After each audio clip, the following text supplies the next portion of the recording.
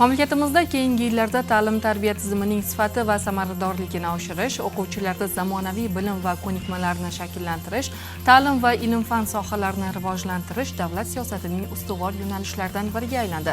Tizimni tubdan yaxshilash bo'yicha Prezidentimizning qator farmon va qarorlari qabul qilinib, ta'lim muassasalarining moddiy-texnika bazasini mustahkamlash, yangi ta'lim muassasalarini qurish, ta'mirlash va kapital ta'mirlashga alohida e'tibor qaratilmoqda.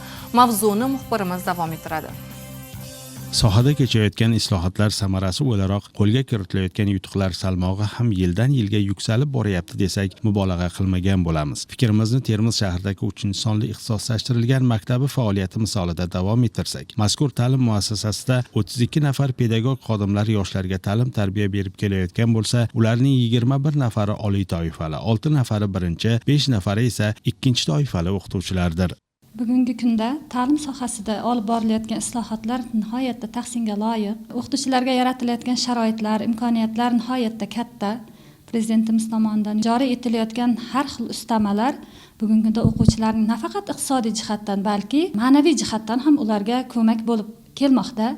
Masalan, shunday ustamalardan biri sifatida mana shunday imkoniyatlardan biri sifatida vazir jamg'armasini aytishimiz mumkin yoki 70% ustamaning joriy qilinishi va milliy sertifikatlar uchun joriy qilinayotgan 50% ustamalarni dalil sifatida keltirish mumkin.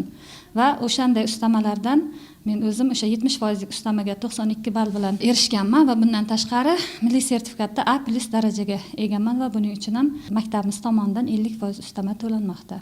Bugungi kunda o'sha o'quvchilar oyligi $1000 ga yetishi haqidagi gaplar bugungi kunda haqiqatga aylangan va o'z isbotini amalda topib kelmoqda. Har qanday davlatning tarixiy taraqqiyot yo'lidan ma'lumki, yurtning jadal rivojlanishi, muayyan yutuqlarga erishishi, xalqning farovon bo'lishi o'sha davlatda yoshlar ta'lim tarbiyasi va kelajakka beriladigan e'tibor darajasiga chambarchas bog'liq. Ushbu ziyo maskanida ta'lim tarbiya jarayonlarining to'g'ri yo'lga qo'yilgani o'quvchiligidanoq talabalikni naqd qilgan yoki til bilish darajasida yuqori ko'rsatkichni qayd qilgan ushbu yoshlar misolida yanada yaqqolroq namoyon bo'lmoqda. Men bu dargohda 3 yildan beri tahsil olmoqdaman. Shu qisqa vaqt ichida ko'plab yutuqlarga erishdim. Bu yutuqlarimdan eng quvonarlisi, oliy ta'lim muassasalariga yetarli ballni to'plab, muddatidan oldin talaba bo'lish baxtiga muyassar bo'ldim. Bundan tashqari, fan olimpiadasida ona tili va adabiyot fanidan ishtirok etib, shahar va viloyat bosqichlarida yuqori natijalarni qo'lga kiritib, respublika bosqichiga yo'llanmani qo'lga kiritdim. Yaqindagina bo'lib o'tgan respublika bosqichida ham ishtirok etib, kuchli 10talikka kirdim. Bugungi shiddatli zamon barcha sohalar qatorida ta'lim-tarbiya tizimini rivojlantirish bo'yicha ham oldimizga g'oyat muhim va dolzarb vazifalarni qo'ymoqda. Chunki taraqqiyotning tamal toshi, mamlakatning qudratli, millatni buyuk qiladigan kuch ham bu ilm-fan, ta'lim va tarbiyadir. Taxminan 4 yil avval dadamning tavsiyalari bilan 6-sinfni bitirgandan so'ng Termiz shahar 3-sonli ixtisoslashtirilgan maktabga ariza topshirdim va baxtimga maktabga qabul qilindim. Shundan so'ng bu yerga kelib bolalarning bilimini, o'zimning tengdoshlarimni bilan o'zimning bilimimni solishtirdimki, hali o'rganishib kelayotgan narsalar ko'p ekan. Menda chet tillarga, ayniqsa ingliz tiliga qiziqish yo'g'ondi va ingliz to'garaklarga borib boshladim.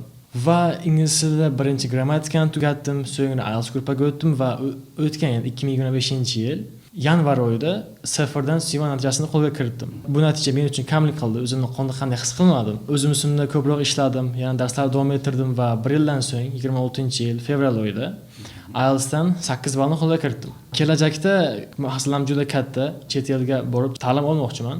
O'zbekistonni yuksaltirish uchun avval chet eldan metodikalar o'rganib, O'zbekiston yoshlarini qo'llamoqchiman. Har bir ota-ona o'z farzandini dunyodagi eng toliyi baland, ma'rifatli va saodatli bo'lishini istaydi va bunga erishish yo'lida harakat qiladi. Ota-onalar va o'quvchilarning o'zaro hamjihatligi bugun qalblarni quvonchga to'ldirib turgan muvaffaqiyatlarni qo'lga kiritishga asos bo'layotgani ham bor gap.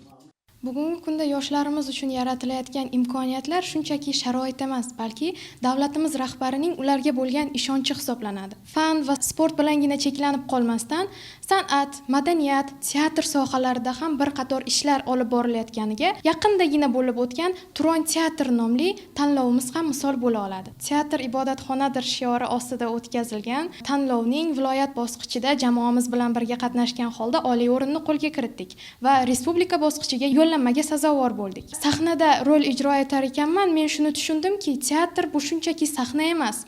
U insonlarni fikrlashga majbur qiladigan va insonlarning qalbini tarbiyalaydigan, jamiyatni ibratga, madaniyatga chorlovchi bir kuchli maskan hisoblanadi. Bir so'z bilan aytganda, farzandlarimiz ta'lim tarbiyasiga bo'lgan e'tiborni o'zligimiz va kelajakka bo'lgan e'tibor deb bilib, yosh avlodga g'amxo'rlik ko'rsatish, sog'lom o'sishi, to'g'ri tarbiya hamda ta'lim olishni ta'minlash barchamizning burchimizdir. Zero davlatimiz tomonidan bu boradagi imkoniyatlar eshigi keng ochilgan bo'lib, undan o'z vaqtida to'g'ri foydalanish bizning vazifamizdir.